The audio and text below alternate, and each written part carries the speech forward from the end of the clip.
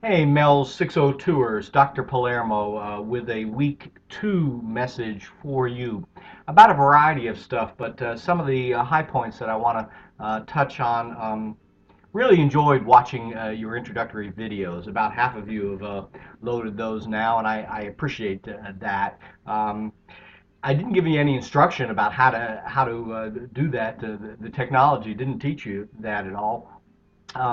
Technology awareness and competency is one of your North Carolina school administrator standards. And my advice is go to a student if you don't know how to do it. My granddaughter shows me how to work most of the technology around here.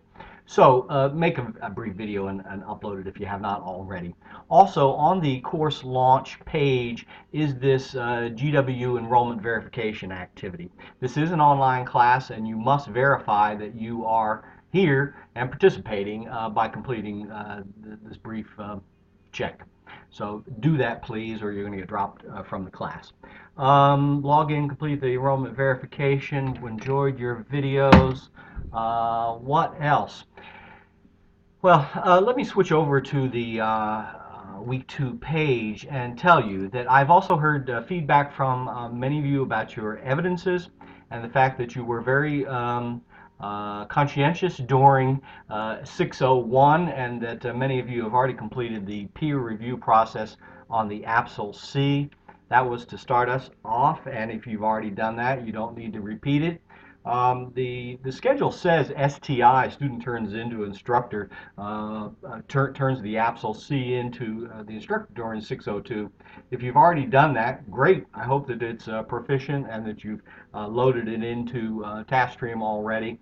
If you have a copy and can put it in the assignment tab, course assignments here for the APSL-C for me to take a look at it, I appreciate that. So please do that whether you're participating in the peer review process or not. Now, how are we going to do the peer reviews for all of the other pieces? The APTIL A, B, C, D, E, and SciAP have to be turned into semester 2. So I have used this process in the past and it's worked for me. I would ask, since our week runs Monday through Sunday, that you have your other evidences ready for peer review that week by Friday midnight. And if y'all will post them by Friday, we'll do a first come, first serve 2 peer reviews. So if I post my review on Wednesday, the first 2 folks to open that, see it, read it, and respond using the peer review form, post it right there in the dialogue with the others. I'm not going to assign teams. We'll do a first come, first serve. But please post them by Friday, giving folks Saturday and Sunday the opportunity to peer review and respond to you. Does that make sense? Please post the other items for peer review by Friday of each week, and then we'll review them by Sunday.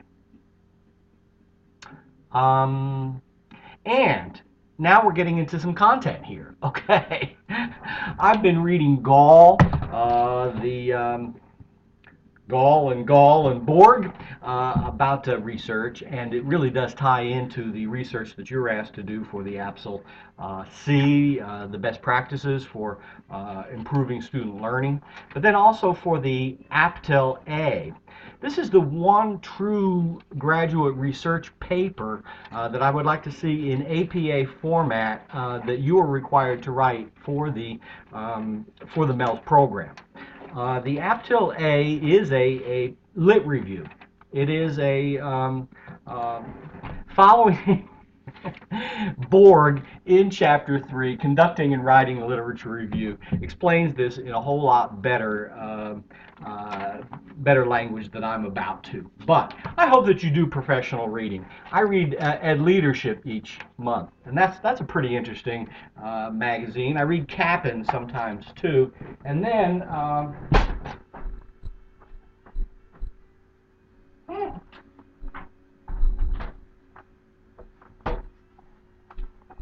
And then there are more scholarly publications that I read as well. The American Educational Research Journal is one.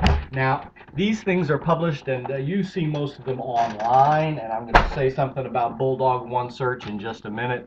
I also want you to understand that a peer-reviewed journal is more scholarly than the ed leadership, and that the level of sophistication of the scientific research that's done and replicated in those kinds of journals is the type of stuff that we want to tap for our best practices when leading schools. Hope that makes sense. By the way, did you know that Gardner-Webb has a peer-reviewed, double-blind journal of educational leadership? It is called Joel. I happen to be the managing editor, so you want some more information about Joel, the Journal of Organizational and Educational Leadership, please click one of these links and read the latest issue. I don't think there's anything about teacher empowerment, but you might find it interesting anyway. So in Borg this week, Gall and Gall, there is conducting and writing your own literature review, which is the APTIL A. So a formal literature review could start with a Google search. I wouldn't suggest you do that. But on page 56 in Gall and Gall, frame the information you're seeking as a set of questions. What is teacher empowerment? What does teacher empowerment and leadership look like in schools? Contact experts, select bibliographic indexes. ERIC, E-R-I-C, is often a great place to start for lit reviews. Classify the publications. Make sure that you're looking at peer-reviewed and professional publications. You could cite Ed Leadership. Marzano and lots of the authors that we're asking you to cite are sometimes in Ed Leadership, but that is not, it's more opinion piece than scholarly research. So know that distinction, please. Okay, so you're sitting at home taking an online class, and what resources do you have at your fingertips? Well, they're considerable, as a matter of fact. The Dover Library at Gardner-Webb has lots of different resources for you: dissertations, journals, books. Interlibrary loan, you can get lots of stuff. But in Chapter 4 in Gall and Gall, they talk about search engines and conducting an online search for your literature review. Well, certainly the Bulldog OneSearch is a great place to start. So let me walk you through this and kind of show you how you've done it. I don't want to insult anyone's intelligence, but I think most of you know how to do this kind of stuff or have already done it. But I'm going to Gardner-Webb. So if you've not done that, please rewind this tape and try it again and make sure that you can do this. So I'm signing into Gardner-Webb. You have to do that. Oh, messed that up. Okay, let me take it back. Sorry. Sign into Gardner-Webb. Look for the tab up here that's Library. Sign in there, please. Start there. And you see how it has redirected us already to this Bulldog OneSearch? When you're searching for journals, well, you could come over here to journal titles, but this is a good place to start. It may not be the end all, but this is a good place to start. So with the Bulldog OneSearch, I'm going to type in some key terms. So for the APTIL, it's teacher empowerment, and I'm going to use the and say leadership in schools, because I've already practiced this. All right. So these may not be the key terms that you want. This may not give you the search stuff that you desire, but it's a good place to start. And you see I've got 20 search items displayed here out of 68. That's a reasonable number. If you're getting thousands, you might want to limit your search.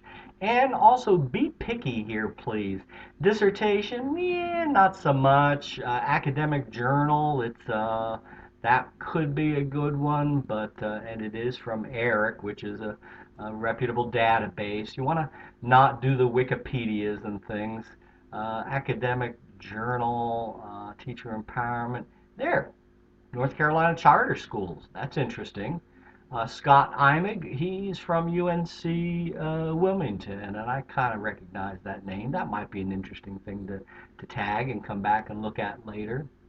Reports, and not so much. Books, not so much. Correlation between teacher empowerment and principal leadership. Kurgan, interesting. Okay, so you're going to do some reading. You'll do some scrolling and browsing and reading. And then the idea of a literature review is to synthesize that stuff and to come up with, at the end of the APTEL, recommendations or best practices for teacher empowerment leadership. Now, you'll find that teacher empowerment is a pretty vague term. Teacher empowerment and leadership in schools, this notion has evolved over time. But we're talking in general about collaborative, distributive leadership, where the principal is not the only leader in the building, but lots of teachers are holding lots of leadership roles throughout the school. Every school is different. You may be organized by grade levels, by subject. Every school is different, but generally speaking, schools organize in some different fashion. And if teachers have leadership roles in the school, whether it is a grade level leader or content leader, department leader, it could be a leading staff development, could be leading on interview teams, could be leading on budgetary teams, as well as school improvement, true leadership positions. So, what does teacher empowerment and leadership mean for the authors that you're reading? You'll read a wide variety, including some that are recommended in your handbook, Marzano and others, and synthesize that stuff into a set of best practices which you will later assess in the school. You're going to be going to your school and using SurveyMonkey or some way to collect data on what is your current reality as measured against that list of best practices. So again, you're going to be writing in APTEL A research paper, a literature review, a review of the literature on the topic of teacher empowerment and leadership. It could mean lots of different things. Okay.